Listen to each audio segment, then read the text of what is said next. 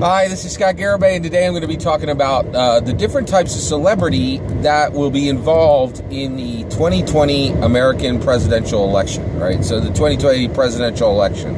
I think I'm going to stop throwing in American there because it's obvious. Like, everybody knows what the 2020 election is.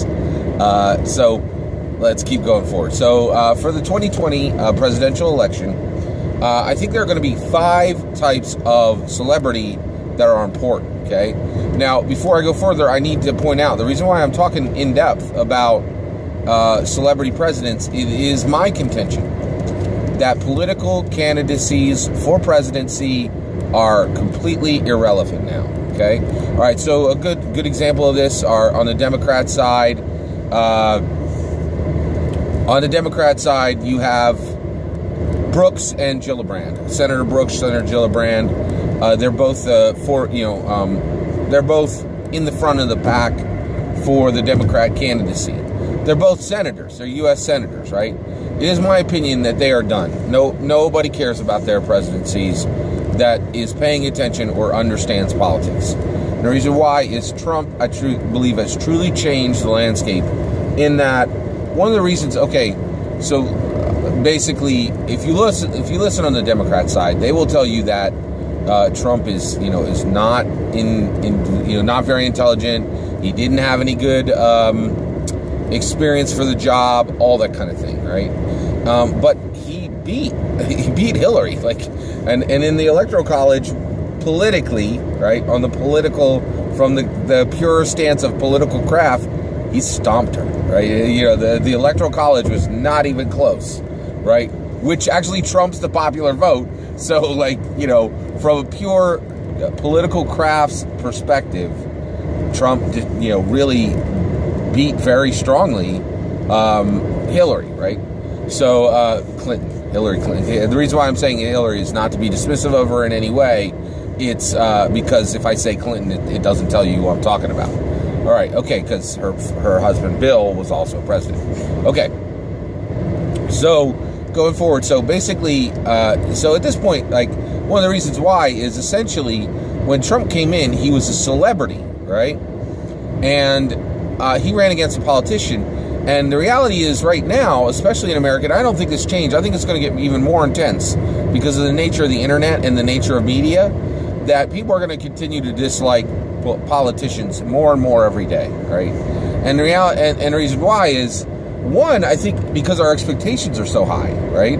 So basically, Trump was able to come in, and because he didn't have a political background, he was able to say, a unicorn in every garage and a puppy every Wednesday. He can make whatever promises he wants. He can paint a picture that is, that is beautiful, and say, hey, I'm going to take you to this new land where, it's a unicorn in every garage, right? Whereas Hillary couldn't do that. She had been in politics for 20 years, right? Or at least 10, right? And she had already been high up in the last administration. And so when she started talking about a unicorn in every garage, they'd be like, wait, you already had access to giving us a unicorn in every garage. And that didn't happen, right? So that, that's an issue. So Gillibrand and Brooks are done. And anybody else who trots out and says, oh, I have 10, 20 years in politics, you can't even say that as a benefit anymore, right? So I think all political candidacies, you can just put a big old black mark through them because they're done. All political candidates for president. Now, for senator and congressman and all that, great, you're fine. You move on. Political candidates can absolutely inhabit the space of senator and congressperson, right? But you can't do that, in the House, in the Senate or the House. But you cannot do that. I don't think you could do that for the presidency going forward. I think all political candidacies are dead. They're before they even start. They're done, right? Because you're a politician, and what politicians used to do is I'm a good politician, and all people are like, you're a politician. Move on. Who's next? Dwayne "The Rock" Johnson, check. There's my vote, right? That's how it's going to work, all right? So political candidacies are dead, and I really needed to say that before we talk about celebrity. Thank you for your patience for that. Here we go. Let's talk about the different types of celebrity that are going to be dealt with in the 2020 election And in my opinion, everything I'm saying right now, this is for the next 20 years minimum, okay? All right, so here's where it lays. All right, you got, the different types of celebrity. First is entertainment, right? Now, a good example of this would be,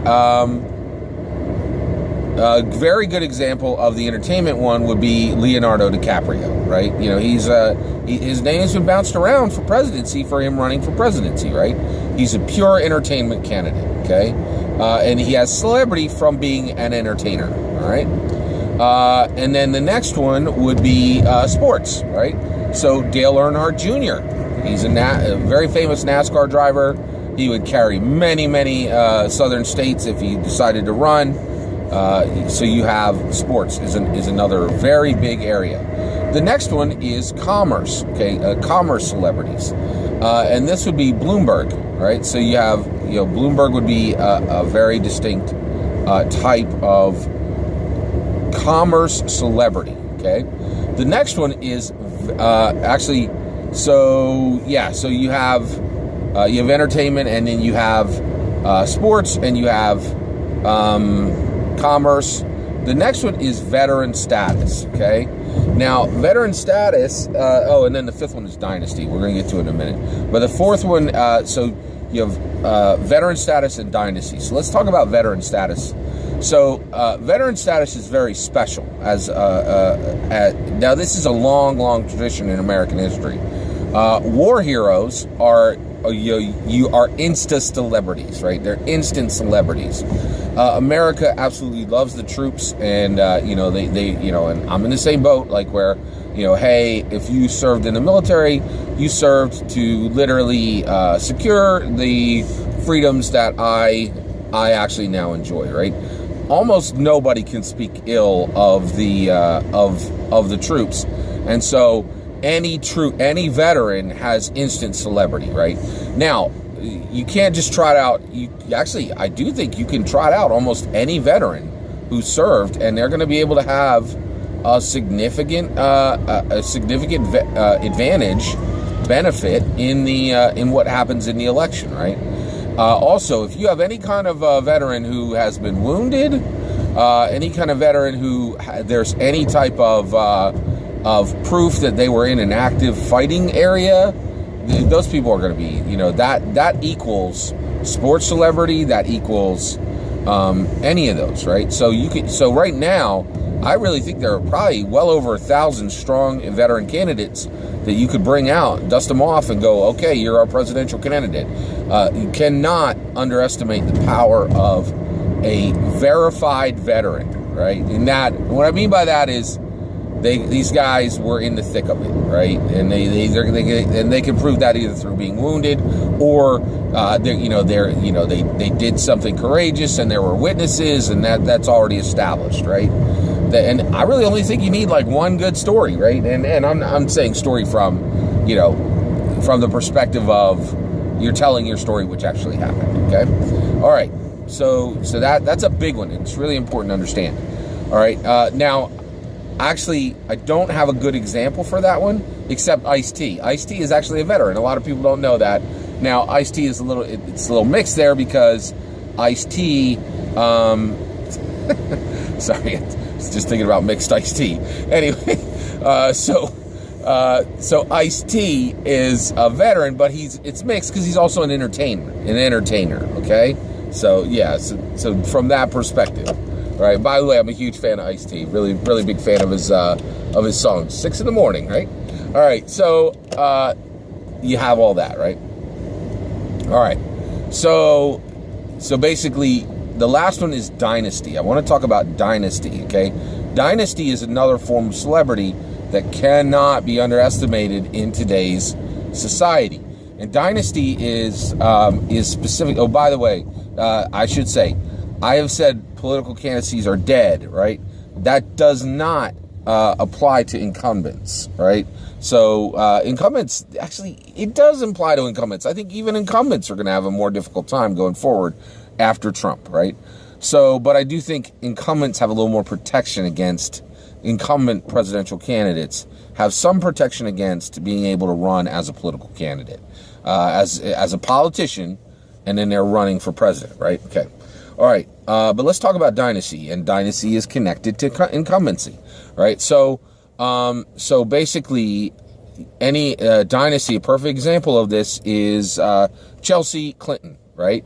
Chelsea Clinton, you could dust her off and run her in any campaign you want.